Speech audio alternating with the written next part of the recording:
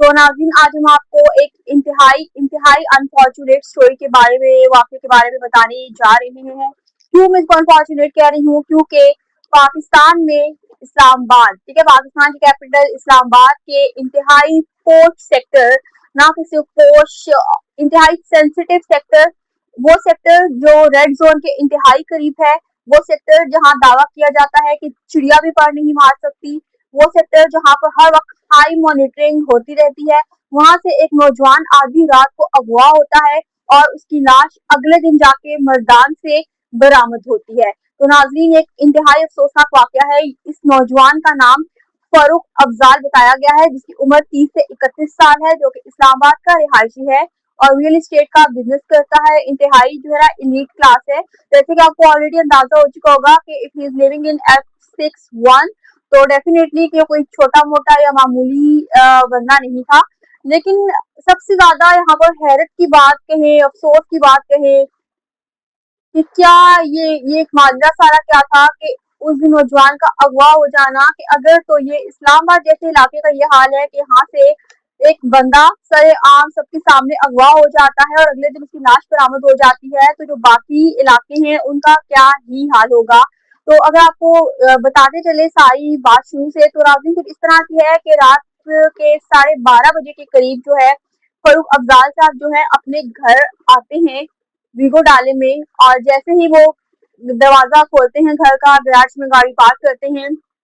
इतने में जो है पीछे से एक कोरोला गाड़ी आ जाती है और वहां से दो मुसल्लह शख्स उतरते हैं और फारूक साहब को अगवा करने की कोशिश करते हैं। इतने में फारूक जो है चीखो पुकार शुरू कर देते हैं, शोर मचाते हैं। तो फारूक के घर पे जो कि सिर्फ उनके वालिद और वालिदा मौजूद हैं, वो उनके शोर, उनकी आवाज सुनकर घबराते हुए भागते हुए नीचे आते हैं और जब इस सारा वाकया देखते हैं तो इंतहाई परेशान हो जाते हैं और वो अपनी तरफ से बहुत कोशिश करते हैं कि वो गाड़ी के पास आए और आकर अपने बेटे को अगवा होने से, उसको नुकसान पहुंचाने से रोक ले। लेकिन जो लोग थे जो अगवा करने आए फारूक को, उन्होंने अंधाधुंध हवाई फायरिंग शुरू कर दी और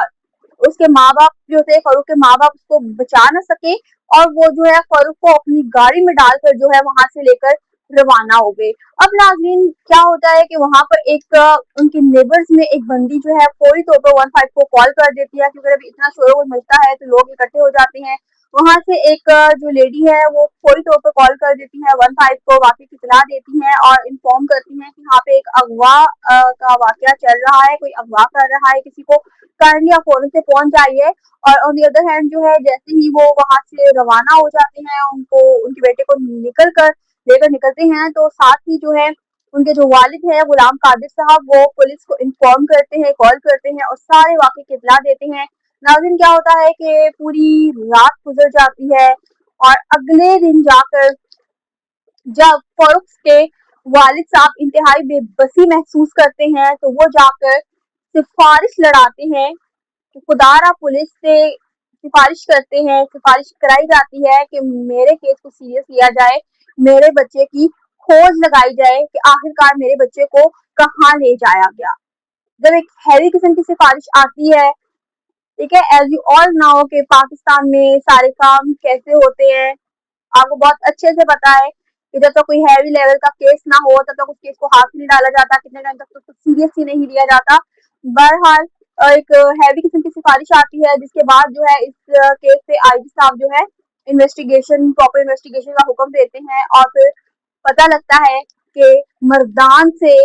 फारूक की लाश बरामद हुई पुल के नीचे से। उस लाश को पुलिस लेकर आ जाती है और पिम्स हॉस्पिटल मुंतकिल कर देती है पोस्टमार्टम के लिए। और जब लाश को पोस्टमार्टम के लिए मुंतकिल किया जाता है, ड्यूरिंग पोस्टमार्टम नाज़रीन ये इंकशाफ सामने आता है कि फारूक के सर पे जो है ना शदीद किस्म की चोट लगी है। उस चोट की वजह से, उस हेड इंजरी की वजह से जो है फारूक जो है जख्मों की ताब न लाते हुए इस दुनिया से चला गया। नाज़रीन, यहाँ पर फारूक का इंतकाल हो गया। फारूक की लाश जो है पोस्टमार्टम के बाद उसके वर्षा के हवाले कर दी गई, फारूक की तदफीन कर दी जाती है। उसके बाद जाकर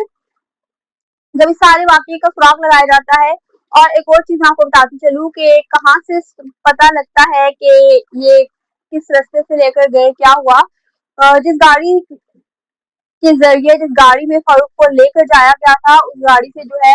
मोटरवे को इस्तेमाल किया गया। जब मोटरवे पर पहुंचा गया टोल टैक्स देने के लिए, तो इस गाड़ी का जो है ना ये एम टैग थी ये गाड़ी। तो वहां से सुराग लगाते लगाते पता लगा कि अब इस गाड़ी को लेकर कहाँ जाया जा चुका है।